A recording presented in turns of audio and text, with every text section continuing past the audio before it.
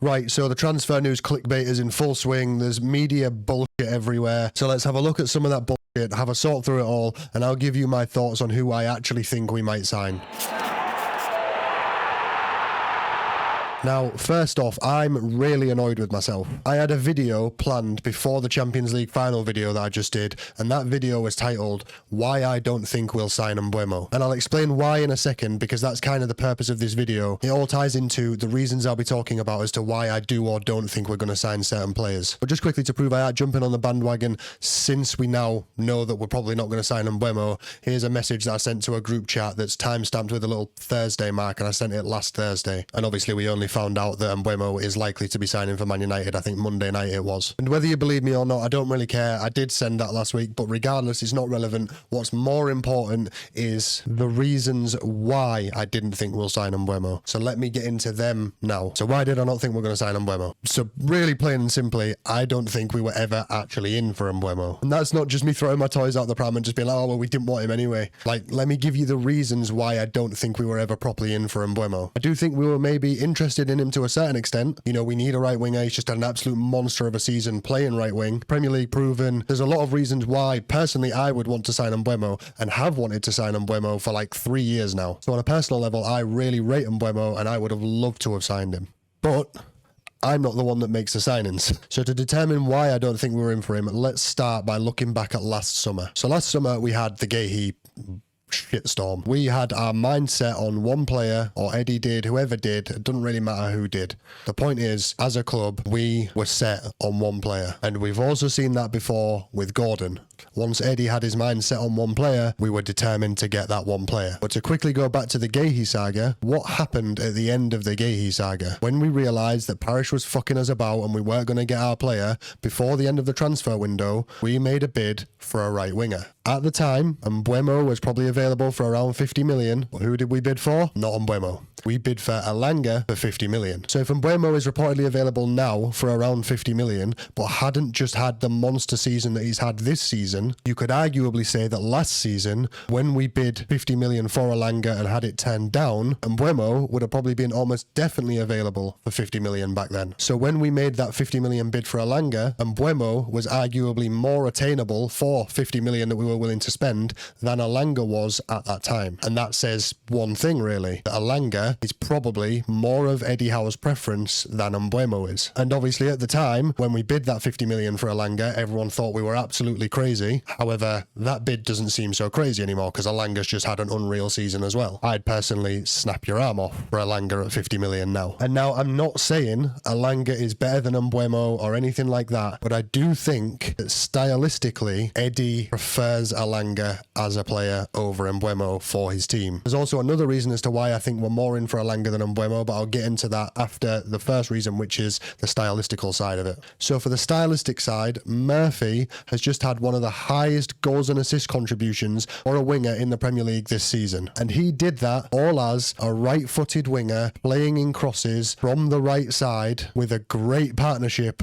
to a clinical striker. Now think about Elanga. He's been doing the same all season, just with Chris Wood instead of Isak. And then obviously you then have the question of, oh, well, Chris Wood and Isak are nothing alike. Maybe Elanga can do it with Chris Wood, but couldn't do it with Isak.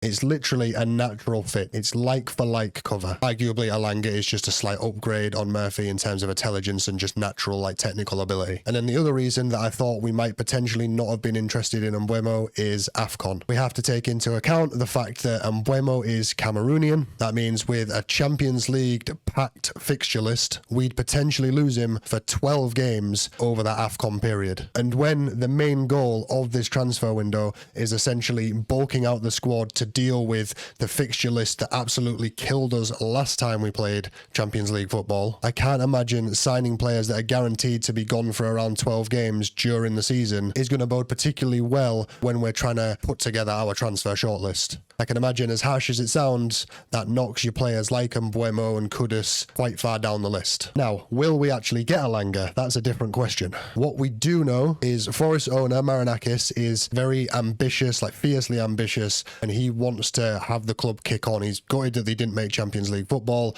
and I think he wants to use this position that they've got themselves and found themselves in and try and push on from there and potentially get Champions League football in the next few years. Whether or not he can do that is a different story, but at least we know he wants to do that. So he's not going to be cashing in on this position that he's in. And by all accounts, Elanga also seems pretty happy at Forest. Now, on the other side of the story, Elanga is also always commenting on Newcastle players' pictures, and not just Isak's. He's also been commenting on Asula's, I think Willock's maybe as well. But that's just kind of speculation. Let's not get too Sherlock Holmesy about that. But we do have Champions League football to offer for someone like Elanga, and unfortunately for Forest, they did miss out on that. If we do miss out on Elanga, I do have a feeling that somewhere there's going to be a marquee signing. Whether that's maybe considered as Gahey, I don't know. But if it were to be in the right wing position, I've had a look around sort of marquee signings, ones that potentially fit the wage structure and things like that. And the ones that I've kind of come up with are Barcola and Shirky. There's been a few links to Kudus, but I can't imagine that one happening again because of AFCON. Also, we didn't take the chance to sign him for, I think, 35 million maybe it was when he came from Ajax to West Ham. So I don't see why we'd try and sign him for 70, 75 million now. But ultimately, I think the main point of this video, because since Mbeumo has been announced that he's going to Manchester United, our fan base seem to have lost their head. There's people posting things all the time like, how can he have chosen to go there over us? As I said, the point is, I don't think we were ever really properly in for him. And if we were, it does look like the reason was money anyway. But the point is, 95% of the time that we sign players, it's players that weren't even on the rumour radar. The club these days are very, very tight-lipped. If we spend all this time reading clickbait posts, it's just a waste of time because 95% of them players we aren't going to sign. We spent ages apparently chasing Barella, signed Tonali. We spent ages apparently chasing Maddison, signed Barnes. We spent ages apparently chasing Ekatike, signed Isak. And then the critics would say, oh, well, you just can't get your first choice signings, so you end up having to go for these second choice signings. But then, isn't it funny how the majority of these players have turned out better than the players that we were originally in for? Isak, now considered to be, by many, the best striker in the world. Ekatike flopped for a few seasons, has had a bit of a better season last season, I think, but still nowhere near the level of Isak. Barella, great player. Don't think he's as good as Tonali. Maddison moved to Spurs as a big money signing, generally comes on for 20 minutes at the end most games. And granted, Barnes hasn't had a ton of minutes this season either, but he was never signed to be that big money signing in the way that Maddison has been at Spurs. And also, Barnes has had tons of goal contributions and has seemingly worked his way into a first team spot. So yeah, the point is, the majority of what you read on the internet is bullshit. And that's why on this channel, I'm going to be navigating through this transfer window using the most powerful transfer analysis tool on the internet, and that is Karl Pilkington's Bullshit Man. It's bullshit, man. And I go, yeah, it is bullshit, man. You're talking bullshit. And eventually, people would stop talking shit. So with that said, let's break down some of the rest of the players that we've been linked with. Jadon Sancho. Bullshit. James McAtee. I can see this. Eddie loves a bit of a project player. Kingsley Coman. Bullshit. The main reason I say that is because his wages are just way too high. Joe Bellingham. Bullshit. Fraser Foster or Tim Krul, I can definitely see that just because we need to add to our homegrown quota, and we also all know how much Eddie loves a fourth choice keeper. Jack Grealish. Bullshit.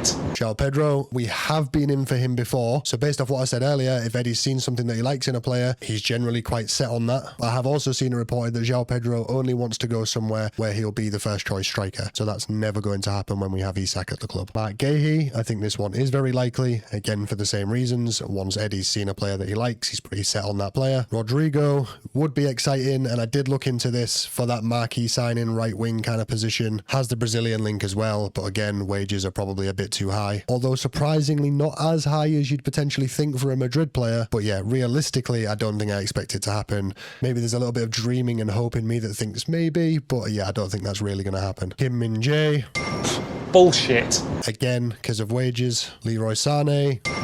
Bullshit. again because of wages. Matheus Cunha, right, this one, I know he's already gone to Man United, but I just wanted to cover this one anyway, just as an example to not listen to a fucking thing that's said on the internet. First of all, he's not a right winger. He's more of a left winger if anything, but he's also not really a left winger. He's more like a left attacker /10. Second of all, he has massive attitude issues. Third of all, he has the highest amount of time spent walking in the league. All of that together, he's just not an Eddie Howe player at all. Yes, maybe he's quite versatile, and that's something that Eddie Howe goes for. That's something that pretty much every manager goes for nowadays. But outside of versatility, he couldn't be any further from what we're looking for or what specifically Eddie Howe looks for. Yet somehow there was links left, right and centre that we were trying to sign him, and Newcastle United content creators were making videos on where would Matheus Cunha fit in a Newcastle team. What position would he play for Newcastle? And I'll be honest, I didn't watch the video, so if I'm jumping the gun here, I'm sorry. But if them videos said anything other than he wouldn't be anywhere fucking near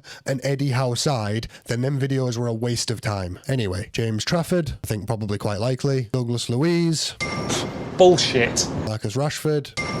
Bullshit. And that's just a few. I've probably missed loads. If there's anyone else that you want to know what I think on whether we might sign them or not, just let me know in the comments, because as I said, there's probably loads. We're linked with everyone these days, so there's probably loads that I've missed. But if I had to guess right now who we're going to sign this window, it would be James Trafford, Mark Gahey, Anthony Elanga, and then a backup striker, probably either Dominic Calvert-Lewin or maybe João Pedro, if we can convince him that there's going to be enough games that he's going to get plenty of game time next season. Anyway, thanks for watching. Don't believe half the shit you read in the papers. Just come here instead to be told by me and Karl Pilkington that 90% of it is bullshit. If you like the content, please remember to drop a like, subscribe, hit the bell, and I'll see you on the next one.